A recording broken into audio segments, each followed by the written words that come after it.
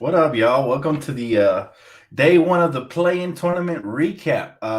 It was entertaining. I'm telling y'all, this is gonna be a staple, I think, for the NBA moving forward. This play-in tournament, I don't know. You must not like basketball if you don't like the play-in tournament, but it was so entertaining. Both games were fun to watch. First, we saw the Cavaliers versus the Brooklyn Nets. Nets end up winning that one, and then we just got finished watching the Stinkers versus the Timber Pups, and the Timber Pups prevailed 109 to 104. So both games were really good. But you know what I think I like the best out of this play-in tournament is that the Clippers are a fluke team, meaning they don't belong in the playoffs.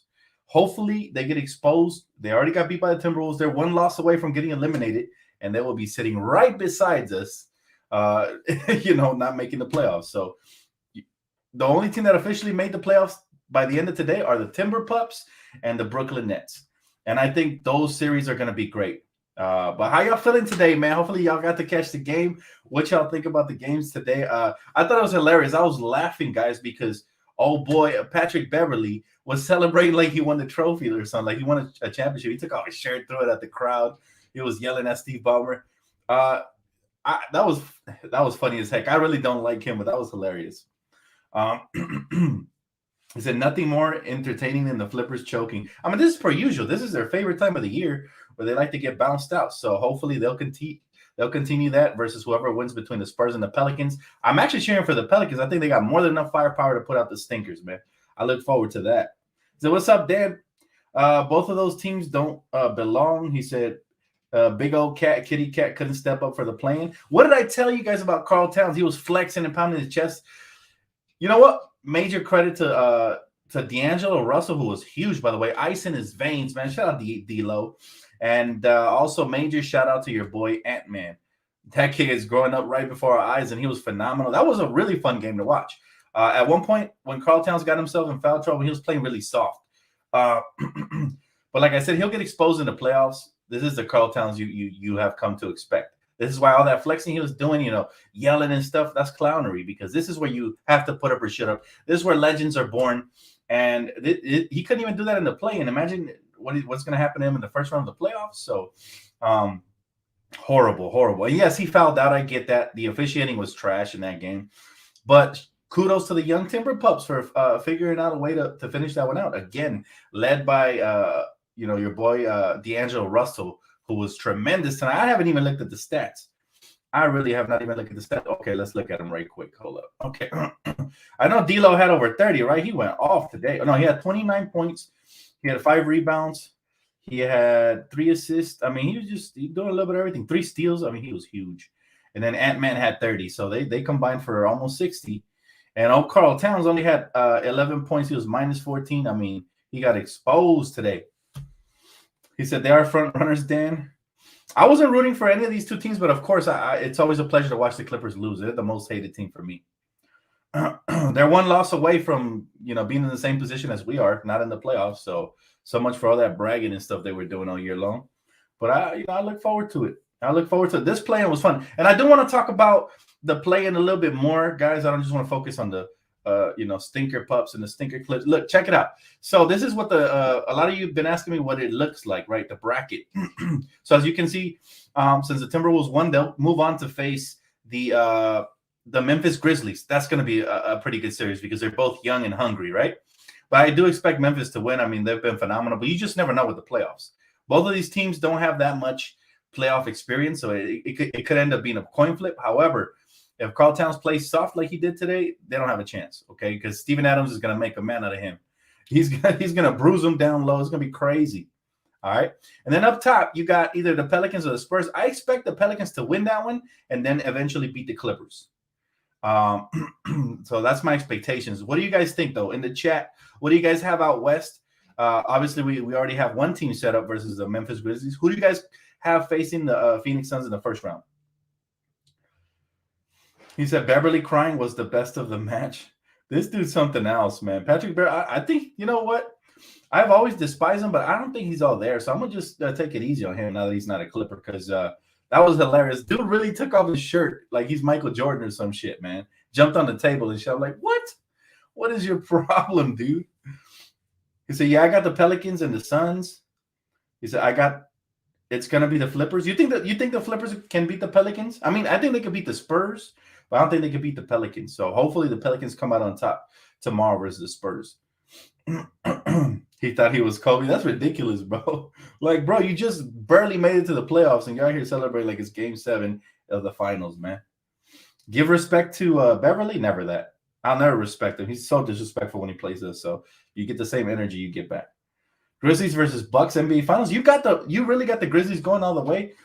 I'm willing to bet almost anything the Grizzlies not going to go all the way, man. I've seen the playoffs all my life, and young teams like them, they have to put in, a couple of losses throughout the playoffs in order to get that experience and learn from and get better. They're going to run along some team that's going to put them out. I don't know who it is yet. It could be the Nuggets. It could be the Warriors, depending on Curry. It could even be later on versus either, whoever's in the Western Conference Finals. But nah.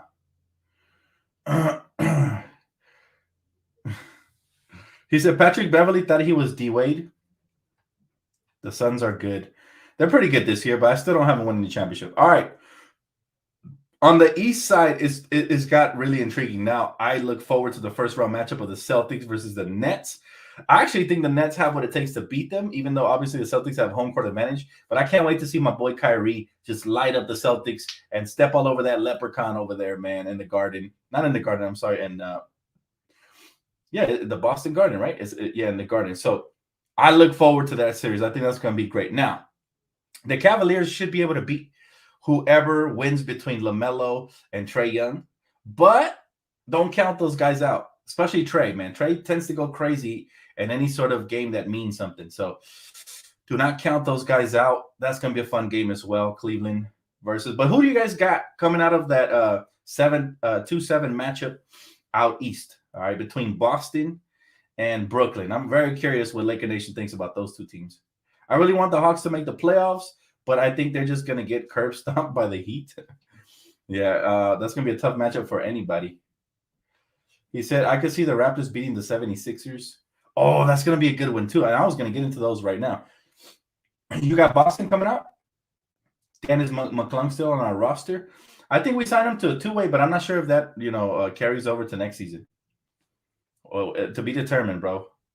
The Boston Celtics, everybody got Boston, huh? Yeah, Boston is clearly the better defensive team, and they're deeper. But, man, Brooklyn got KD and my boy Kyrie. Those two are, especially Kyrie, man. He's made for those type of series. There's going to be a lot of pressure on him. I think he's the type that shines under pressure. You see what he did today.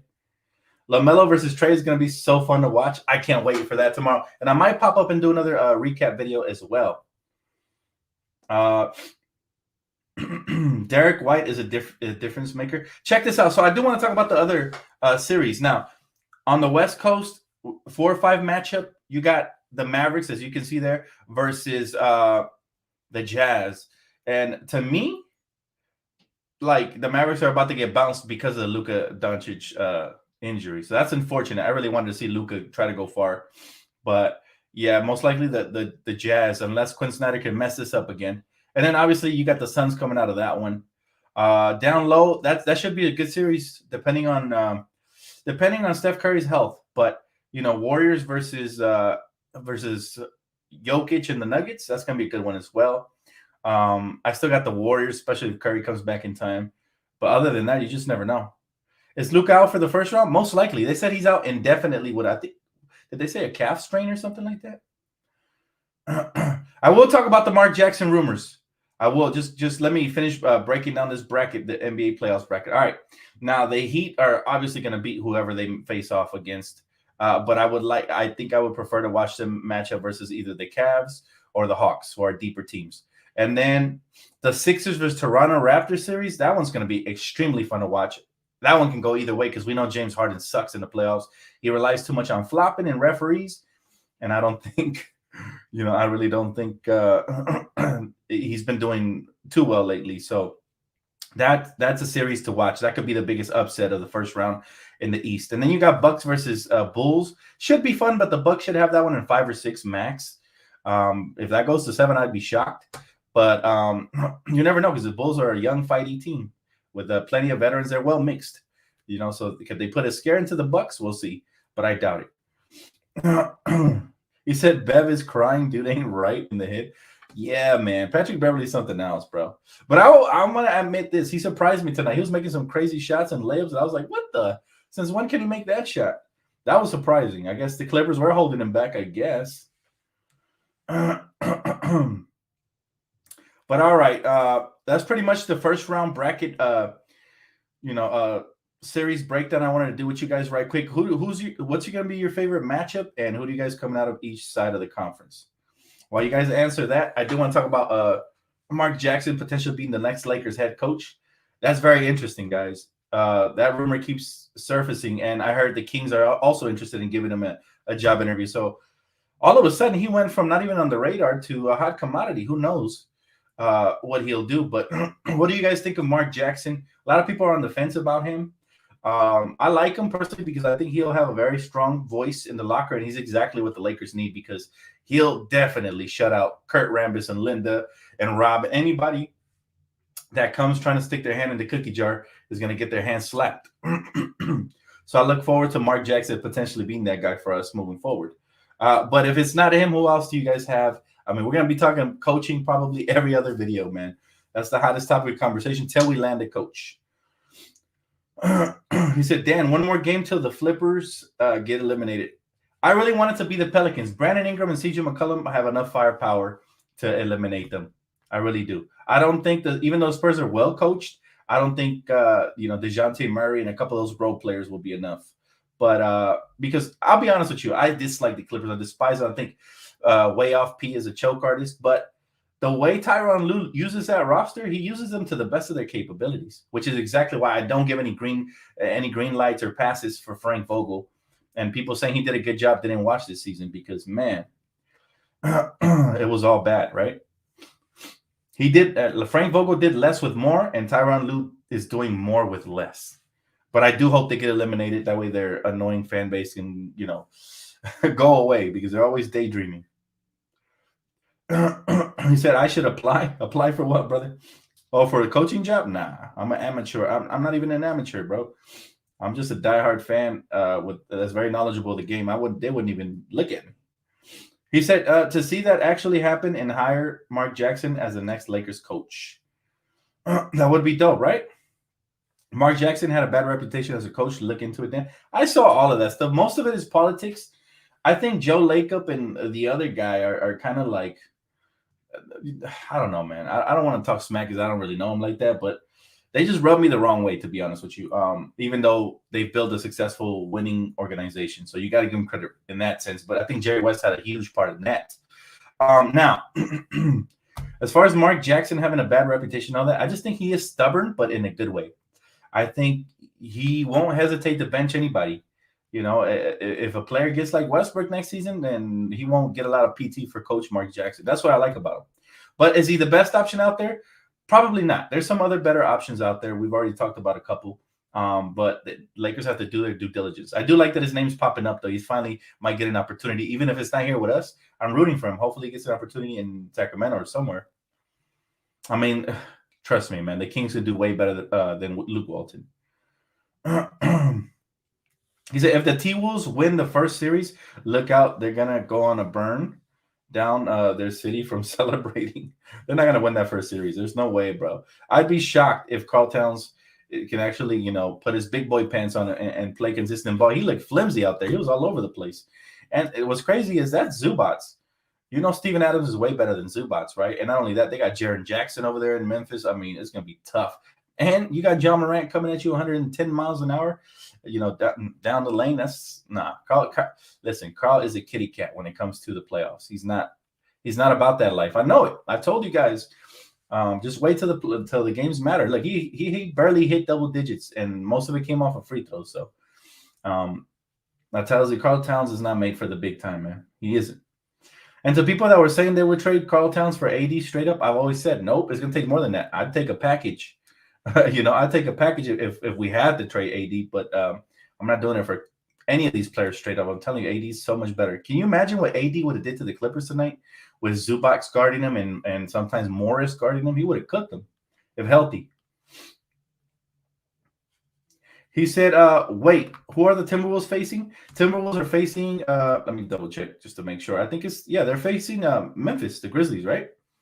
Yeah. Yep. Timberwolves facing the Grizzlies. So, yeah, don't get too excited if you're a Timberwolves fan.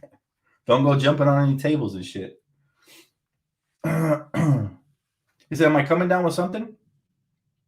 No, I should be straight. He said, "Dudes that are good in the regular season often get exposed in the playoffs." That's why I love the playoffs.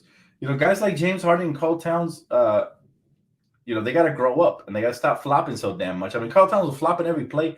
It's just a disgusting brand of basketball. And then he was flexing on us when we were injured. Like, bruh, like, how about you show up now? You know, he's lucky that D'Lo and Ant-Man had a huge game, because if not, they would have lost tonight. That's a good series, dude. I'm looking forward to it. I mean, listen, they're both young, hungry teams, right? The Timber Pups and the Memphis Grizzlies. So that should be a good series, but I don't expect anything to get out of 5 to 6 games. They goes to 7, I'd be, again, just like the Milwaukee Bucks series, I'd be shocked. But you never know. Playoffs are, you know, it's all about matchups and coaching. So let's see what that holds for each team. I mean, even though my Lakers aren't in it, I still enjoy basketball. It's not the same, obviously, but it should be a couple of fun playoff series. And I'll cover the ones like tonight. If there's any good games or any good series, I'll definitely be popping up and talking about it. And of course, breaking news and all that. Dan, would you trade AD for D'Angelo Russell and Anthony Edwards or Cat? If AD wanted out, yes, I would think about it, because I've liked Anthony Edwards since he came in from the draft. I mean, he's something else. If they threw in 2 of those players, then yeah, I'd have to think about it. The future would be extremely bright. However, AD is one of the best big men, if not the best big man when healthy. So I do need a really, blow me out of the water type of package. And yeah, anything headline with Anthony Edwards would be really dope. However, I still want a big man in return. So that's probably not going to happen, right? Dan, one more game till the Flippers get eliminated. Let's get it. Listen, they get a lot of calls. I feel like they make a living off of the free throw line. Paul George, and this is not hate, this is just me being real. Ever since he, broke his leg, he hasn't been the same explosion-wise. And so I notice he uses a lot of his offhand, whatever hand he's not dribbling with, to push off, and he gets away with it. This is why they call him push-off P. I think the NBA cuts him slack because he lost a lot of his explosion. He wouldn't be as effective without that. Now, I'll admit, he made a couple of surprising shots tonight, but overall, he relies a lot on offensive fouls to get open, and he gets away with it. While on the other end, the Timberwolves were getting called for ticky-tacks, and even Karl Towns fouled out. So that shows you everything you need to know. I mean, there's a lot of biasness, and I wouldn't even be shocked if the Clippers actually beat, the next team to get into the play-in because of that officiating. However, I like my odds if it's the Pelicans. Yes, they are young, but they got CJ McCollum, bona fide scorer. Okay, they got plenty of role players. They got that Trey Murphy kid, the third that killed us. He better show up too, or I'm gonna call his ass out too. He's out there flexing and shit. He better show up. So, she said, "I'm so happy the Clippers are out. One more game until the Clippers are gone. I really hope they do, but I'm not gonna celebrate just yet because we've seen a lot of BS happen. Even last year in the playoffs, they got further than they had to get. So let's not celebrate till they're officially out. But it would be such a huge sigh of relief and comfort just knowing that they really didn't get further than us if they lose in both of the play-in games, right? So, I mean, not that they have any bragging rights anyways, but we really won't have to hear for all 7 of their annoying mosquito buzzing fans in our ear, all summer long. So that's the best part.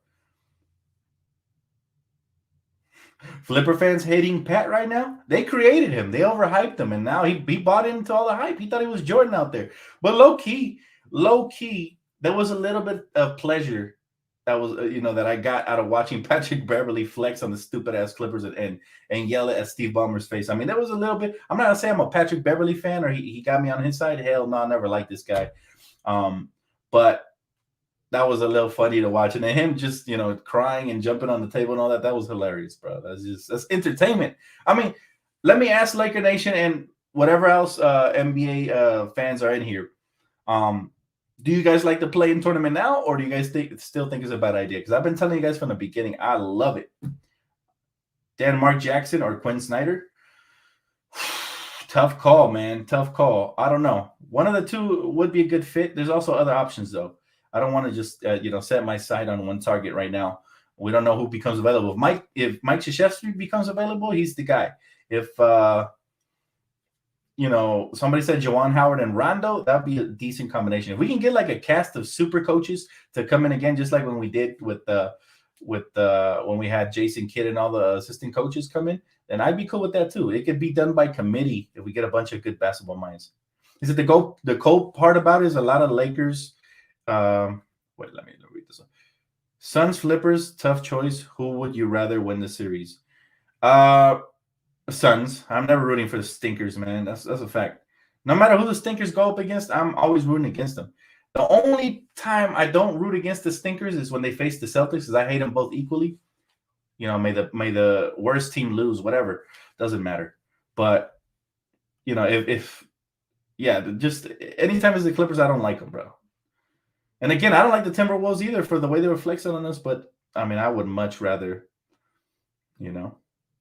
Tasia said entertainment purposes, yes, otherwise no. So you don't like the play-in? Whoa. I think the play-in to me was the best idea the commissioner has had yet. And I have pitched this idea many times before. I think the only thing that would top it is if they had like a little mini one-game single elimination tournament for the 14 teams that didn't make the playoffs, and they'd be fighting for the top 3 picks in the league, right? And they would be placed first, second, and third. So I mean, that's the way I would do it, and everybody else would fall depending on how early they lost in the lottery, right? The lottery chances or whatever. But that's how I would do it if I was the NBA and they want to really have. Because imagine if we had double the amount of games, but half of them are for the play-in and the other half are for the draft tournament. That shit would be hard. I would love it. More basketball, the merrier. And then it gives other teams a chance to play for the ping pong balls. Now you might say, well, Dan, that makes no sense. How are the suckier teams going to benefit off of this if the better teams in the lottery are most likely going to win? In a single game elimination tournament, anything can happen. This is why I say single game elimination. Not only that, but it would also allow teams not to tank, so they would always try to stay competitive just in case they fall out of the playoffs. They have a chance in that single elimination tournament. You know what I'm saying? This would really, like, the NBA should hire me, bro. I'm a basketball savant. I'm a genius when it comes to ideas. What this would do is not only eliminate tanking completely, because if you tank and your team gets used to losing, then they might suck when that, ping pong ball tournament comes around. So they have to kind of stay competitive, and you would always get competitive basketball because you're always playing for something. But that's just me. What do you guys think of that? He said the Clippers just got hit by karma. It's not over yet. Let's see what happens, man. I believe they can get eliminated. We need the Pelicans to win. Brandon Ingram against Paul George, sign me up for that game. Also, CJ McCollum would be the difference maker there. And they still got Devontae Graham. I mean, that team could really do some damage. I would look forward to the Pelicans versus the Clippers for an elimination game. But the Spurs, I mean, if they beat the Pelicans somehow, because, Popovich, then most likely the Clippers are taking the next game. Good idea. There you go. All right. Empire likes it. That's what's up. Yeah, that's that. Personally, me, like, if I was a commissioner, this guy's trying to put cups in the middle of the season. Bro, like, nobody wants to see cups in the middle of the season. It takes the edge and the excitement off of the play-in and the playoffs. Play-in, great idea. The other ideas, not so much. He said, I'm surprised. I actually thought the Clippers would win. Man, never bet on the Clippers, my man. The Clippers are the flimsiest, whimsical team out there. Like, they're just a myth. They're never going to succeed, man. They're cursed. Dan, would you be mad if we got Mike D'Antoni? I'd be furious. Mike D'Antoni's not a championship coach. He's had championship caliber players, and he has a great offensive system, 7 seconds or less, whatever. But you'd be turning it around from, I mean, we already had a defensive problem last year, so you don't want that. I'd be furious. He said, all love, Dan, but you're the same guy that would trade for Cat. Now, I never said that, David. I never said that. See, people always twist my words. What people said, would I trade for Cat in a package if AD wanted out? Then yeah, of course. Cat is 25, and we'd be getting a package, right? It's not just Cat straight up, but not for straight up for AD. No, I told you guys many times, AD. Now, don't try to put words in my mouth. I told you guys I'd rather keep AD. The only way I'm trading him is if you request a trade or we get a trade offer that blows me out of the water. That's it. So don't go twisting my words, bro. He said, do you think we got a shot at getting Jimmy Butler if he requests a trade? I don't know. But the real question is, do you want Jimmy Butler? I mean, he doesn't even respect Spoelstra, man. Like, and Spoelstra's a great coach. I'm not sure if I even want Jimmy Butler. Jimmy Butler seems to be, to me, like a little, like he's an a-hole, man. I think we already had an a-hole in Russell Westbrook, but except Jimmy Butler has skills. Now I do like his type, his old school mindset. He's tough, you know. He really he really gets the best out of teammates, so that's good. But as far as the coaching staff, I want players that are going to respect coaches. I don't want no more Russell Westbrooks or Dennis Schroeders of the world over here. How about the former Raptors coach? Are we talking about Dwayne Casey? He's not bad. Top of my list, no, but Dwayne Casey is, he's something to consider for sure. He said flippers are the Mysterio of the NBA. I have no idea what that means, but is that a good or a bad thing? Because I don't watch, what is it, Mysterio? Sounds like wrestling, right? Yeah, is that the guy with the mask? The Mexican one, right? That's why I know him. Yeah, I don't, is he a good wrestler or not? I don't know, bro, what the reference there is. Is it Jimmy Butler? Is a locker room cancer? That's how I feel, Blink. That's how I feel, man. And I want to say a locker room cancer because that's what Russell Westbrook was. But yeah, Jimmy Butler is very headstrong, and I'm not sure he would respect either AD or LeBron. They probably not, bump heads, and we don't need that. He said, "What pack you like better, Indiana Pacers or the Hornets package?"